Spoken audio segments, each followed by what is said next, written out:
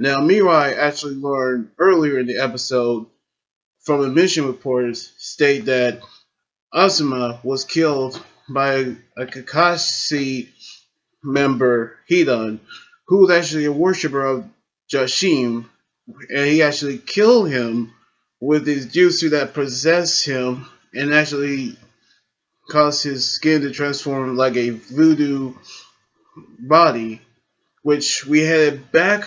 to the present where we actually saw Mirai and Tasumi and the other girls getting ready to see their loved ones from the Resurrection Hot Springs, which is actually a hoax because we saw Ryoki actually pouring them a holy water into cups and that he actually wasn't allowed to drink it unless he actually says so. So, Mirai actually asking him questions about how it all works, but he actually knew that she was lying, that she didn't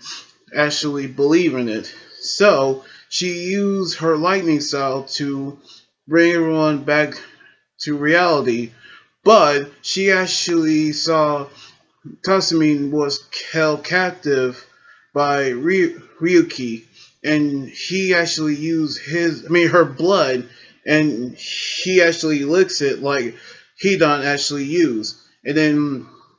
cursed her with a puppet, causing her skin to change just like Hidan, and she actually using the curse jutsu body possessing blood on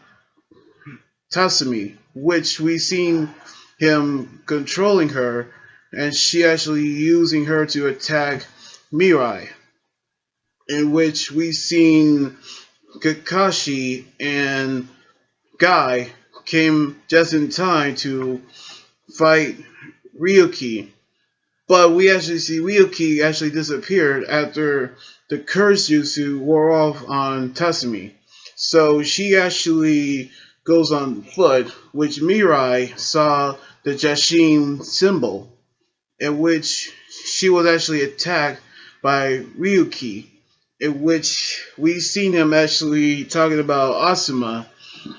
as Hidan was actually a hero to Jashin, and he will become a second coming of Jashim when she using the same size that Hidan used on Mirai and slashing her, and then he actually lick her blood and curse her as well, which he actually used the spear and draw it into the puppet, causing her to bleed out into the water and actually flow through the Jashim symbol, in which he will grant immortality from Jashim. But it's actually a Genjutsu, which is actually was actually the water from the hot springs, and then he actually didn't get any immortality, as which caused Mirai to defeat him with her wind style whirlwind fist. And in the aftermath, we see all of the girls being reunited, and Ryuki was arrested by the police, in which Mirai told Tatsumi what actually happened, in which they actually gone their separate ways as they left, in which Kakashi and Guy actually say that that was the mission to investigate the missing girls and actually didn't tell Mirai, even though they actually had Kiba, Tenten, and Choji to gather intel without her knowing, which we actually seen them returning back to the hidden leaf, telling Mirai what they actually told her, and she was actually freaking out about it. But back in the Shigemaru house, we seen Mirai and Shigemaru playing chess, in which she actually finally figured out the answer, which Mirai actually meant future, is king who protects the shinobi, protects the future. And that's why Asuma actually named her Mirai, as she stand on the statue of of her grandfather. We actually seen her actually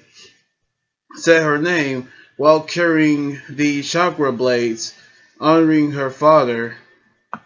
Now, we actually seen Mirai defeated Ryuki and her figure out the answers. But what I don't understand is if Jashim actually wants to give Ryuki immortality. Now, I've never actually seen Jashim, but sorry, if he actually have a character design, I hopefully get to see what Jashim looks like very soon. But I cannot wait to see what the other characters are going to do on the next adventure next weekend.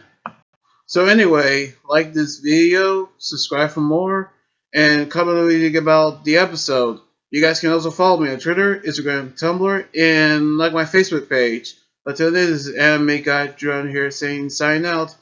Laters!